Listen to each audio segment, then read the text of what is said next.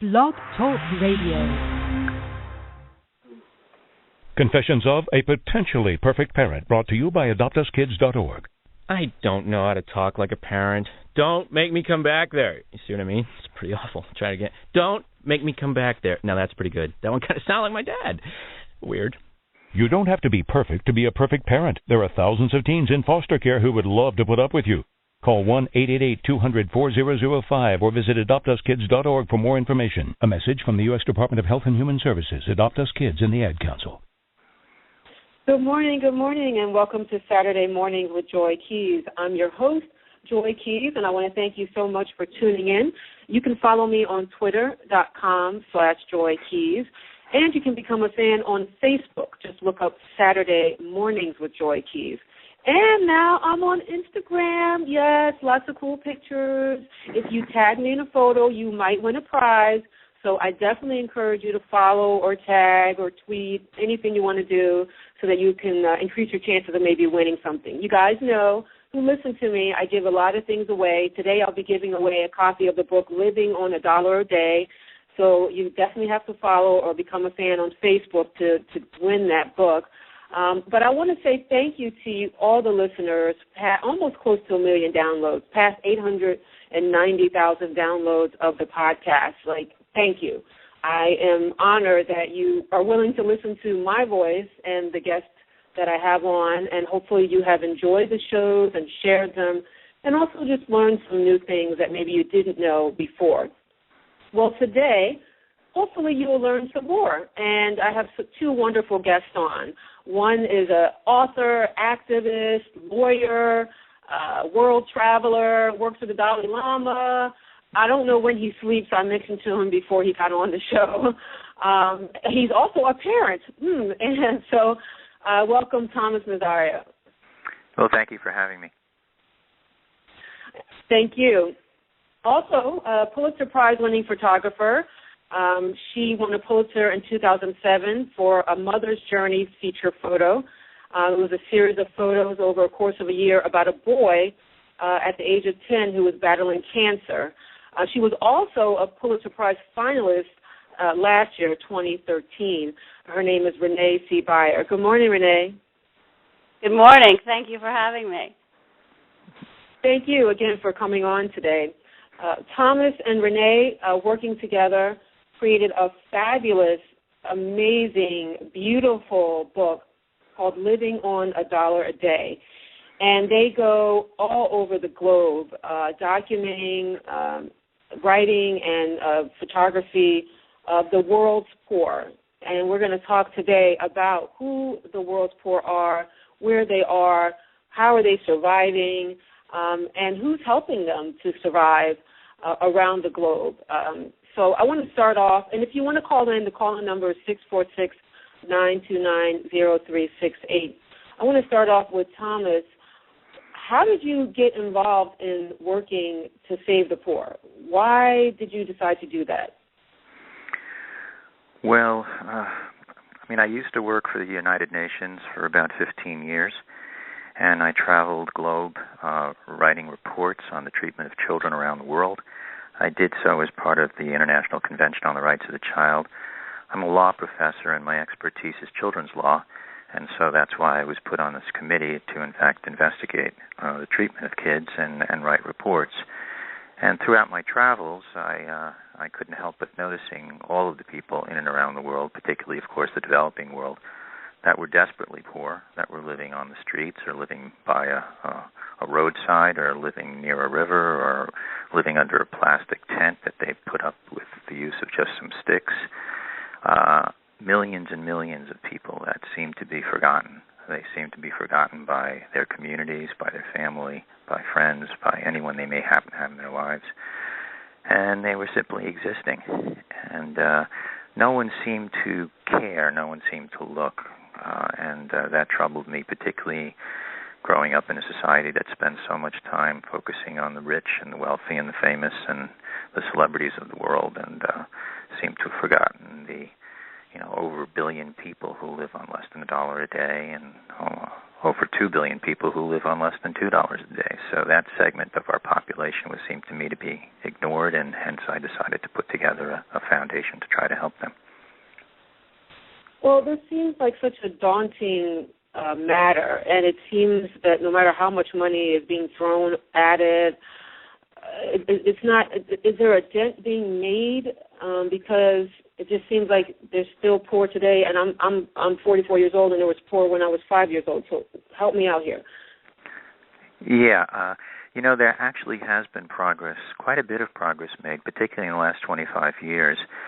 The United Nations has really put a focus on global poverty. In the year 2000, they came out with the Millennium Report, which set out some targets, development goals, and next year they'll be actually making a report to see how far they've progressed with regards to those development goals.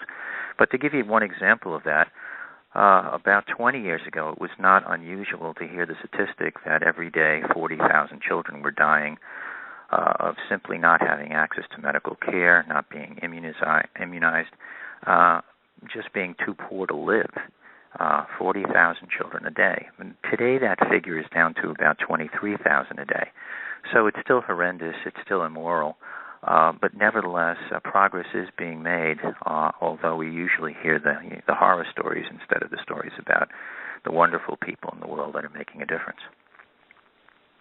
Now, Renee, how about you? What's your story here? You got a call from Thomas, you sought Thomas out. You don't. This is not your first, I guess, venture into, how would I say, the underserved, the forgotten. So talk to me why. Why not flowers? Why not fashion? I shoot that too. Don't get that wrong.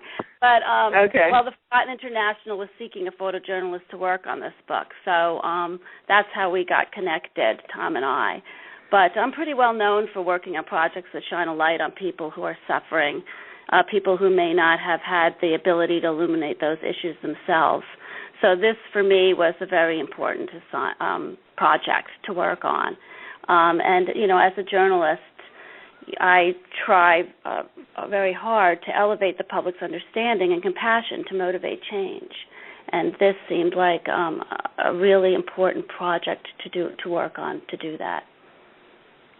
Now, I was reading in the afterward, you were talking about how you were in the Med and looking at the photos.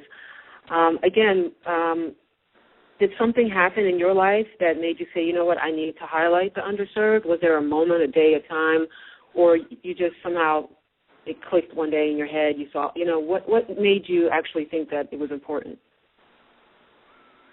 Well, there's no real stellar moment in my life, I hate to say, but, I've always felt, even when I was in college, I studied psychology and, social work and all kinds of things like that. I've always felt like it's just my duty as an individual to help others. And so I just felt like this project would be a good one for me, but there was no lightning that hit me in my lifetime for this. Yeah, and that kind of echoes one of the missions of our foundation, and that's one of the reasons why we were so attracted to Renee and her work, is that we believe that everybody has the responsibility to leave this world a little bit better for having been here. And when we looked at her work over the years, we quickly realized that that's one of the things that she cares about as well. Now, how do we define poor? Because, you go through this in the book, but I would like you to just verbalize it for the audience. Some people think they're poor because they can't get the new car. Some people think they're poor because they can't get shoes. And some people think they're poor because they're living on the street on, an iron bed. How do we define poor, Thomas? Or how do you define poor? Well, you're absolutely right. Poor is a relative term, and depending on who you ask and what their surroundings might be, they may come up with a very different definition of who are the poor and what do they know about them and how often do they meet them and so on and so forth. But at least in terms of what we wanted to focus in on this book was really a new term that's come out of the United Nations about 15 years ago. The term is called extreme poverty. Now, you can find extreme poverty even here in the United States, but it's very, very easy to find extreme poverty, particularly in the developing world. And extreme poverty doesn't really necessarily set a level, for example, living less than $1 a day or $1.25 a day. It's really those people who live on the edge, who are so poor, who have so limited access to the kinds of things that we need, the basic needs, medical care, education, so on and so forth, that if anything goes wrong in their life, if they lose a breadwinner to a disease or a famine or an accident or what have you, the whole family falls into great risk, and many people may die as a result. So it's these individuals who live on the edge of life and death largely because of their poverty that we focus in on in the book. Now, that doesn't mean that the book is full of sadness and full of death or anything like that. Many of the people who live in extreme poverty are, in fact, quite, I wouldn't say happy, but pleased with their life. They spend a lot of time laughing and running around and doing all of those things that people who have at least some joy in their life do. But nevertheless, they are at extreme risk. Now, Renee, how do you decide to take a photo of someone? There's so many people around. What is your decision? Is it the light? Is it time of day? Is it something they're holding? Do they ask you and you say, okay, I'll take your photo? How did you decide on the photos that were included in this book? Well, it started with a lot of research before we even actually got into the countries to decide and try to figure out how to best represent a very diverse group of people to get this the point across. So we traveled throughout all 10 countries, and each country, of course, was different. And we also had a layer of social workers and interpreters that we had to work through who actually helped us define and find different stories in those countries who may have had a connection with some of the people that we did photograph. And I also walked the streets and looked for stories. So it was a little bit of a collaboration of both things that we did to find the people that are in this book. But it was really about making a connection with these people and being able to make photographs so that you could imagine yourself in these people's shoes. And that's what was in the back of my head the entire time I was shooting this project, was how can I make a connection so people are pulled into these images instead of walk away and don't look at them. One of the other myths in terms of things that will help, things related to being poor about women and children, and that you mentioned about we think more women are in the world than there are men, but there are actually more men. Can you elaborate on that issue, Thomas? Well, and why there are more men? Because there's a lot of reasons why. Right. Go ahead. Yeah, there's a variety of reasons for that, but we often think that just the opposite is true. But in fact, one of the reasons why things end up that way is that actually Mother Nature has created it that way, that if for every 100 women or girls that are born, approximately 105 boys are born. So if everything else was left the same, if we didn't tamper with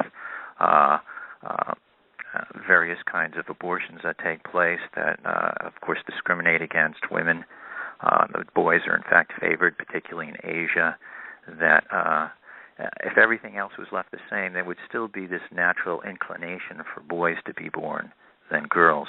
Now, because of war, because more men are lost in war, because men don't take care of themselves as well as women, men die younger, so on and so forth, by the end of the day, by the end of the year, by the end of one's lifespan, actually there are more women in the world than men if you're just looking at the population of over 50. So it ends up pretty close, but nevertheless, it's an interesting demographic to look at. One of the things that people may not be aware of is the issue of selective abortions that are happening around the globe that also make more men, the happening of more men because they choose to abort the girl, because the girl, they would have to pay dowry, the girl cannot carry the name on, you mentioned. And this brings me to the issue of violence against women. I think that's starting before they even got out into the world. That to me, it's a form of violence against women.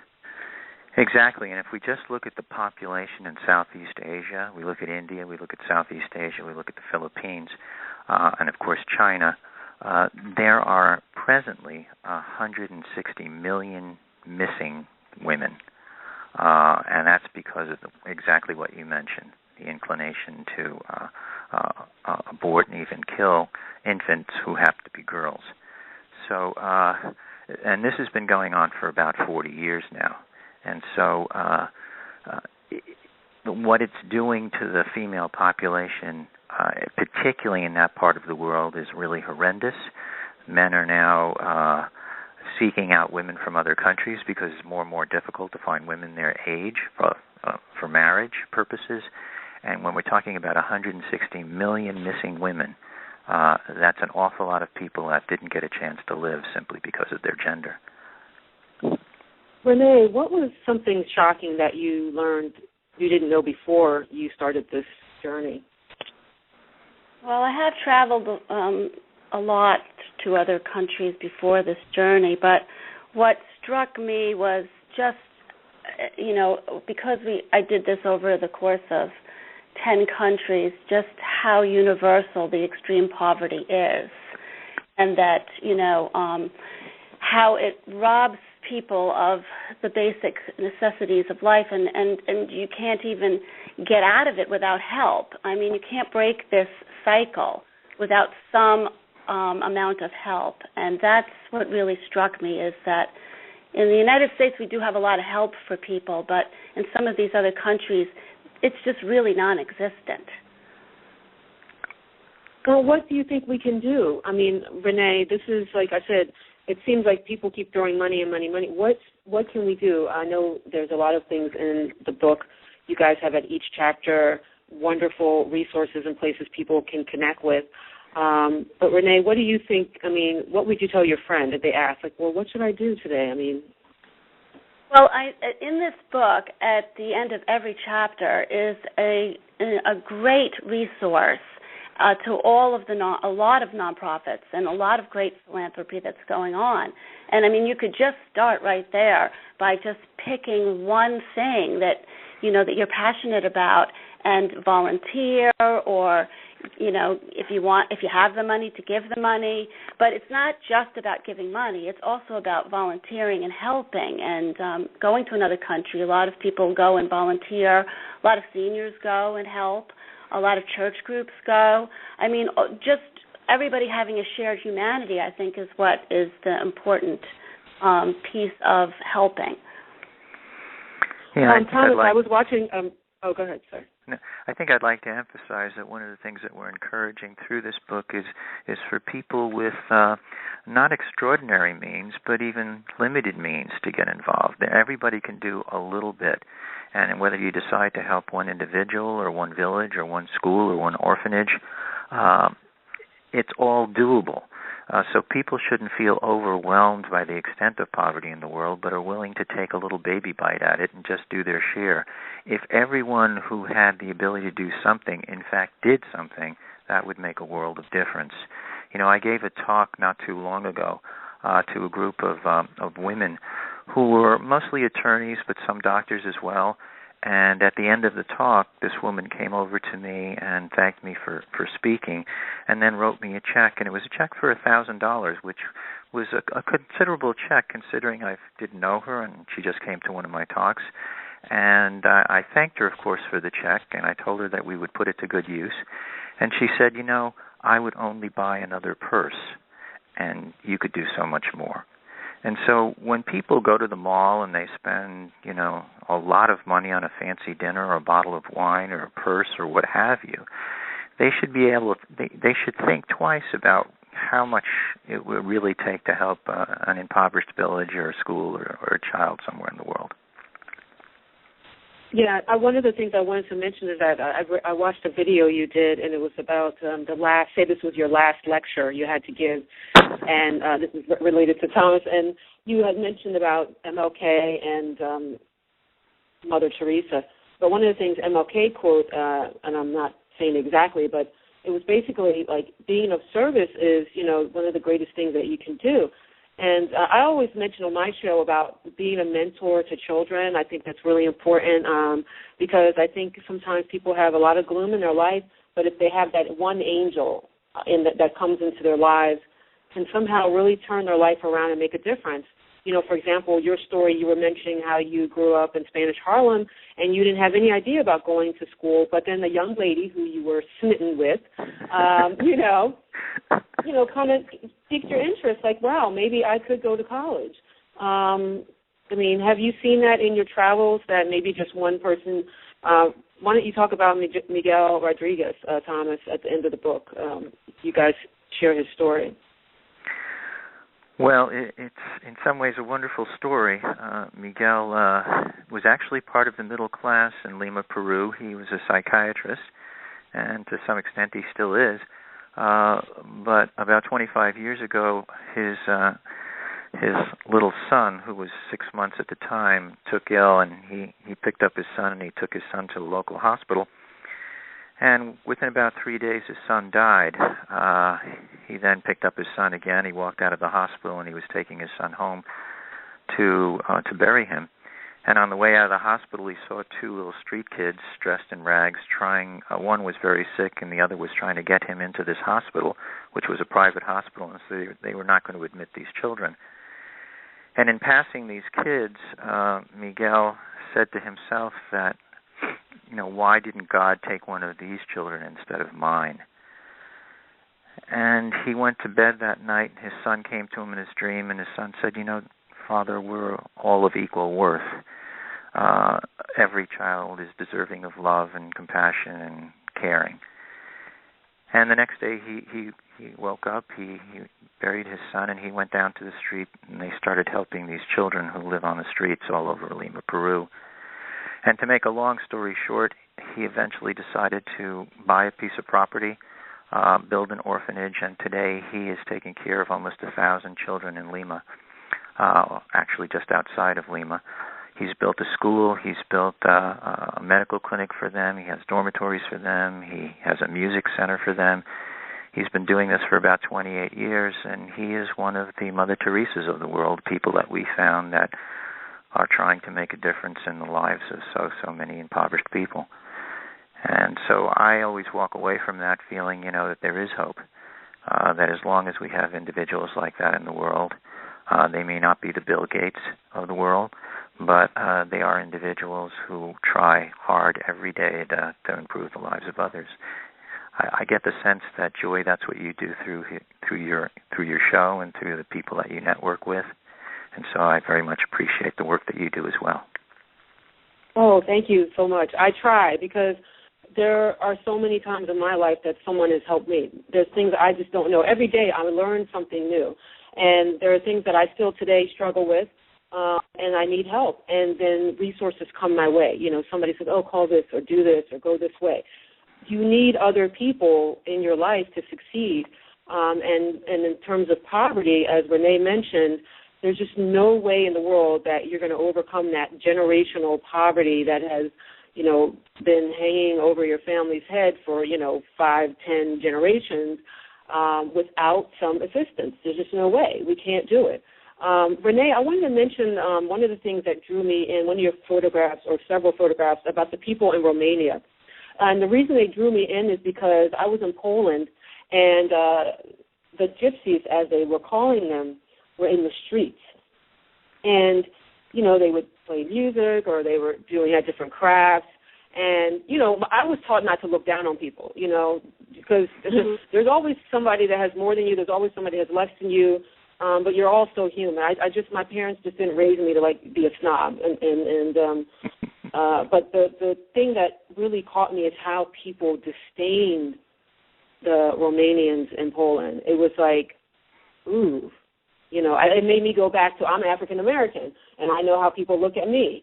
And, and when I was in Poland, actually someone called me a nigger when I was in Poland. And, so anyway, just the photographs of the people in Romania and just your explanations of their lives, it just really helped me have even more compassion. Really just like, wow. I too sometimes look down on people. I too get away from me. You have to think about your safety, of course, in any situation, but I just want to say thank you. It really enlightened me about, and I wish that people in Poland could read, the stories in this book. Renée, do you have any comments? I'm sorry, I'm rambling on over here. Oh, that's okay. I think what we realize is that we're all more the same than we are different in this world. And that this book, as you look through the pictures and you see people's daily lives and their intimate relationships with each other, and, there's also this underlying human spirit that transcends even the worst deprivation, I think you get pulled more in and you have more caring, like what you're talking about right now, and I think it's very important. So, yes, the Romanian or gypsies, as they don't really like to be called, are just like you and me, and they should be treated the same as we all should be treated. So I think that your point is really well made. I think one of the issues I like to mention is that people think people who are poor are lazy. And most people who are poor are not lazy because they have to survive. How are they surviving? They're scrambling. They're running around trying to figure out how to get food, how to get heat, how to get clothing. They're working 12 hours a day, 15 hours a day. They're getting their bodies abused, their minds abused, all types of abuses to survive. So they're not every case. There are people who are lazy, but there are rich people who are lazy and there are poor people who are lazy. But in terms of that myth that poor people are lazy and that's why they're poor, it is so horrible. It really has to be squashed because those people are usually scrambling and working harder than you or I on a daily basis, to survive. Thomas, I wanted you to talk about the issue of play and how important play is, and because we're running out of time, but I do want you to mention that issue of children and playing. Well, that's one of the things, of course, that we captured throughout the world, and Renée did a great job of taking some photographs of children throughout the world who I wouldn't say resort to play, but it's just part of their nature. It's an intricate part of being a child, and regardless of where we were at, we found children who would create devices and sticks or run into a jungle and get a vine and create a jumping rope, or simply sing and laugh and clap their hands and do whatever it takes to enter that joyous part of their spirit. It's a wonderful thing to watch, and I think the kind of play that we witnessed around the world is probably the best kind of play because it forced kids to be creative. It isn't like you go to the store and buy a toy. Many of these children have never gotten one of those toys, and we felt that it was important to include photographs and stories about these children in the book just to bring that part of their humanity to light. It's why we did it. It's a very important part of children's psychic and spirit, and we wanted to include it. Yeah, I also want to mention it's important for adults to play, too. We get a little serious sometimes, so I think for everyone, no matter whether you're a child or an adult, it's important to play in your life. Today we talked about a lot of serious issues, the poor, poverty, warfare, domestic violence against women. One of the things we didn't get a chance to delve into was the importance of education, and I think that's really a key in pulling somebody out of poverty is education. But these people in these areas don't have access to it, and they're working. The children are forced to work. So play is very important for our survival. I encourage everybody to play a little today. I want to thank Thomas for coming on today and Renée for coming on. Thomas, real quick, the Forgotten International, that's the organization you founded, and you're helping other organizations. Can you just give us your web address, and is there a phone number people can call if they want to reach out to you? Well, it's really easy to find us on the web. Just Google the Forgotten International. All the information will be there. There's some videos of the work we do around the world, and we certainly welcome anyone to call us or send us an email and maybe get involved in some of our work.